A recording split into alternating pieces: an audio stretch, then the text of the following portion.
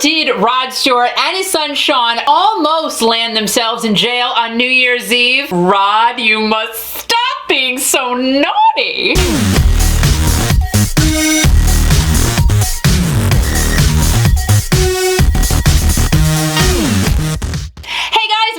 Kiki, and if you are new to my channel, welcome. What I like to do is talk about anything and everything classic rock. If you're coming back for more of my craziness, welcome, and thank you so much for coming back.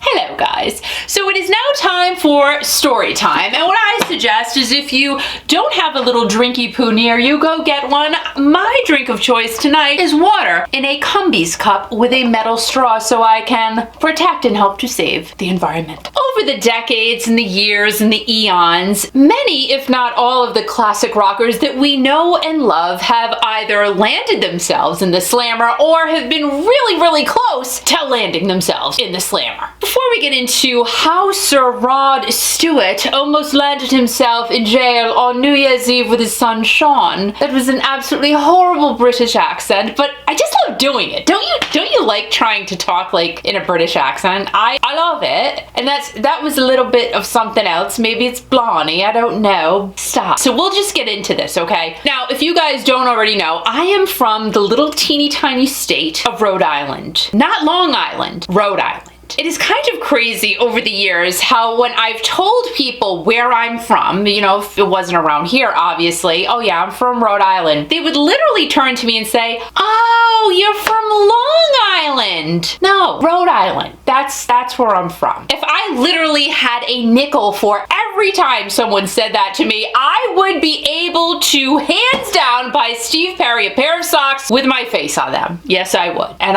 would he wear them? Probably not. But I digress. Before we get into the whole Rod Stewart story, on July 18th of 1972, the Rolling Stones were on their Exile on Main Street tour. This was the Stones' 10th album. It was a double album. Keith Richards sang the song Happy, and it was rare for Keith to be singing a song. And Tumblin' Dice, that huge hit, was also on Exile on Main Street. Just to give you a backstory on the album. So the boys are on the road. They're promoting this album. It was the heat of July. They were scheduled to play at the Boston Garden in, you guessed it, Boston.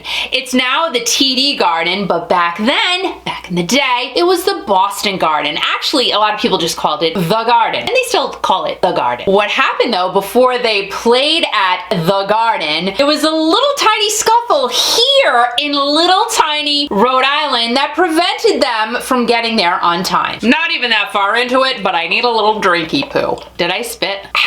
That is so, metal straws are the way to go. Keeps everything so cold forever. What happened on that night in July was Mick, Keith, and their entire entourage could not land in Boston because the weather was bad and the fog was really heavy. So instead, they landed here in little tiny Rhode Island at TF Green Airport. As you can imagine, well, of course, I imagine them swaggering off the plane, waiting to see how many fans were going to emerge and try to tackle them down to the ground. Literally. Now, there was no social media at this time, right? We just had to rely on the newspaper and the television set. About 25 people were reported to be there once they heard that the Rolling Stones were going to be at TF Green in Warwick, Rhode Island. 25 people. Can now forget it. It would be like 25 million people. So the Stones, being the Stones, swaggered off the plane onto the airport pavement. What do you call that? What is that called? See, because now you get off a plane, you go right into the airport. What is that called when you would get off the airplane? It happens like in countries and stuff. You get off the airplane and you get onto the pavement. It's called something. So let's Google this. Airport pavement. It's called a rectangular area on a land aerodrome prepared for the landing and takeoff of an aircraft. I know that. No, it's called something. Oh, for crying out loud, I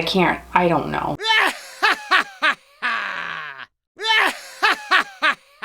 Again, you can only imagine the Stones swaggering off the airplane, onto the pavement, and into the airport. Well, as they did, a photographer was there taking taking their picture. Just how could that possibly be? The late photographer's name from the Providence Journal, he was Annndd Dickerson, and someone from the Stones entourage said, hey, you can't be taking any pictures. I guess he did the whole hand, hey, don't do that. He did the hand thing, which don't do the hand thing. Once you do the hand thing, that's off. You know what I mean? Annndd Dickerson wasn't dicking around, and he proceeded to push whoever was telling him to stop. So that's when the whole Stones photographer scuffle happened. The police showed up. It was a big disaster, and a whole bunch of them got handcuffed and got taken to the Warwick police station. Mick Jagger and Keith Richards sitting in a Warwick, Rhode Island police station with a bunch of their guys from the Stones. Don't you wish you were there? I wish I was there. Well, no, I don't wish I was like a prisoner or anything. I just wish I could have been there to live inside of that moment. How cool was that? The late Kevin White, he was actually the mayor of Boston at the time, and he was at this concert that the Stones were supposed to have already been at. Just imagine this, the TD Garden, Boston Garden. This is a huge venue. At the time, there were approximately 15,500 people attending this Rolling Stones show. Who opened for them? Stevie Wonder. Stevie flippin' Wonder opened for the Rolling Stones on this July night in 1972. The Stones are late. Mayor's like, I gotta do something here. He throws a football out into the crowd so everybody can kind of preoccupy themselves. He proceeded to tell everyone, the Stones, they had some problems, they got arrested, but I, Mayor Kevin White, busted them out of a little Rhode Island jail. They are on their way. It's about an hour,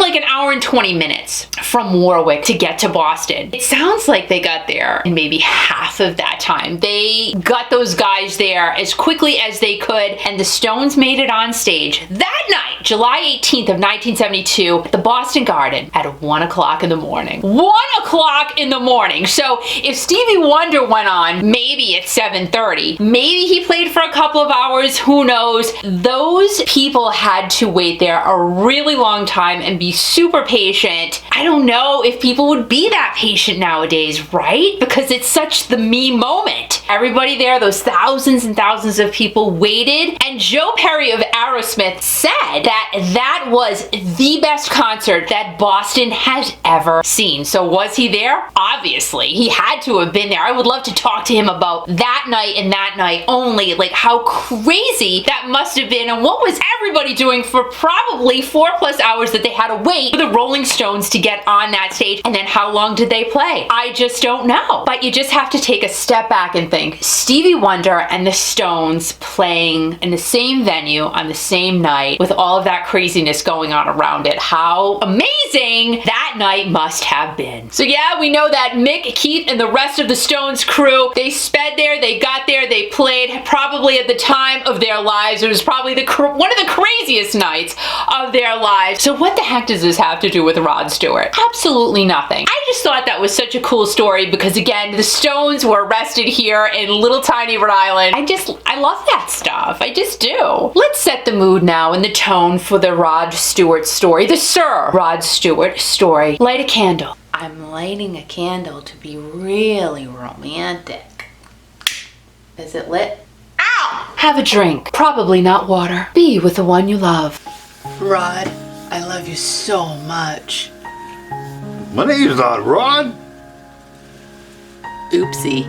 And it's New Year's Eve at the Breakers Hotel in Palm Beach, Florida. Wicked fancy. This hotel is so fancy, you do not even have to wipe your own tush. Personally, even if I had all the money in the world, I would seriously have to wipe my own tush because of the fact that I know my own tush better than anyone knows my tush. You know what I mean? But I guess at this hotel, it doesn't matter. Someone's going to do it for you. Sir Stewart and his family were staying at the fancy dancy Breakers, and they noticed that that there was an event going on in the children's area. And what happens then? Well, Rod wanted into that private event because why? He's Rod Stewart and he can. Rod can do pretty much almost anything he wants to. Security then proceeded to say to Sir Rod and his son Sean, you can't go in there. It's a private party. There's no going in there. Rod Stewart or whoever you are, you're not going into this private party. To me, it seems like you just don't tell Sir Rod Stewart he can't do anything. And let's talk about this. Apparently, Rod Stewart likes to crash parties. In July of this past year, he crashed a wedding with the help of Caesar's Palace, of course, at Caesar's Palace in Vegas, and he sang Have I Told You Lately. Now, can you just imagine? There was the bride and groom that got married. I guess they had a whole bunch of different issues just trying to get married and get there and all of that stuff. So Caesar's Palace was really great to them, and they got Rod to make a surprise appearance. So it's kind of like he was a wedding crasher. But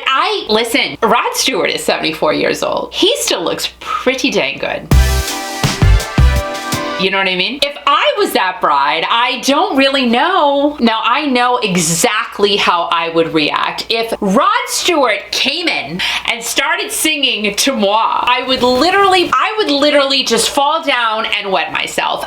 There is no holds barred here. That would totally happen. And then I would get up, wipe myself off, and throw myself at Sir Rod Stewart. And then probably I would get arrested. I digress again. There is no breaking in or crashing that party. Well, that didn't go over too well at all. I guess the security guard put his hand on Sir Rod's shoulder. Bad move. Really not good. Sir Rod proceeded to punch the security guard in his rib cage. And then his son Sean jumped in, and it was a whole hullabaloo at the Breakers Hotel in Palm Beach. Rod and his son have to go back to court in Florida. I guess it ended up they all like shook hands at the end. How do you punch someone in the ribs and then shake their hand? But Rod, let's face it, it was a kiddie party. The only people in that party that would know him were probably the grandmas, not the mamas. And what song would he sing to the children? Do you think I'm sexy? No. So my guess is that you didn't miss anything, Sir Rod, and it's A-okay. We still love you. So yes, Rod and his son Sean were slapped with a misdemeanor, and hopefully when they go back to court in Florida, the judge's name is Maggie, and then they'll be all set, done. And just recently announced Rod Stewart is going on the road this summer with Cheap Trick. So Sir Rod and his son stayed out of the slammer, but you know, you gotta have some fun on New Year's Eve. We're glad Sir Rod and Sean stayed out of the slammer, but we'll see what this summer has to bring. Guys, have a great day, a great night, a great weekend, a great everything, and as always, remember, most importantly, to keep rockin'.